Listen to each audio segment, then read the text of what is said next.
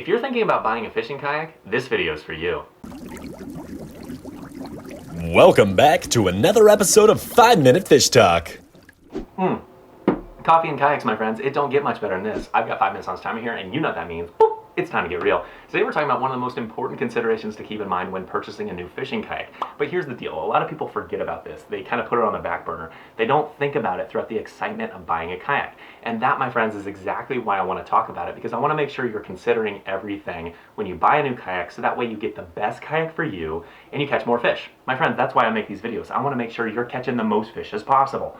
Here's the deal. There's so many different considerations to keep in mind when buying a kayak. It's kind of intimidating. You know, storage and cost and how big the kayak is and so on and so forth. I've got actually a video about all the different considerations in the description below, so you can check that out after this video. But today we're really honing in on one specific factor, and that, my friends, is transportability. That's right, getting from point A to point B with your kayak. I know that sounds super simple, but hang with me here.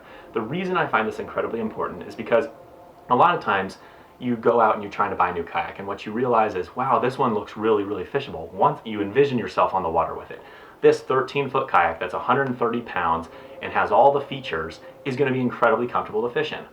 But here's the part that you kind of overlook, is getting it to the lake in the first place. If it is an absolute pain in the butt with your Honda Accord to get it to that lake, then you're probably not going to take it out as much. And my friends, having something comfortable on the water to fish in is incredibly important, but having something that you can get to the lake in the first place and do that often and make it be a good, positive experience for you is almost just as important, because you want to make sure that you're taking it out frequently and catching the most fish as possible.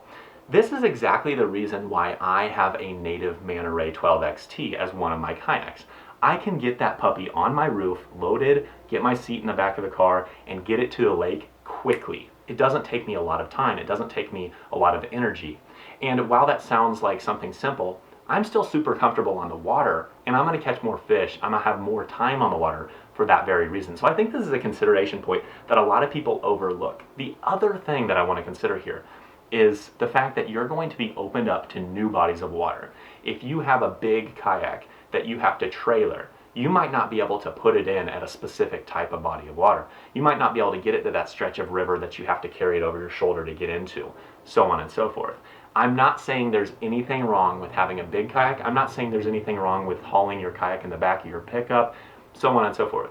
The big thing that I want for you is to choose something that's going to fit all your needs. So I would definitely try to consider all these different points, but I would definitely never overlook transportability, despite the fact that this is something that's not as exciting to think about. Regardless, this is really what I wanted to say. So like I said, I have a video that has all the different consideration points, and you can actually click that video right there to check it out.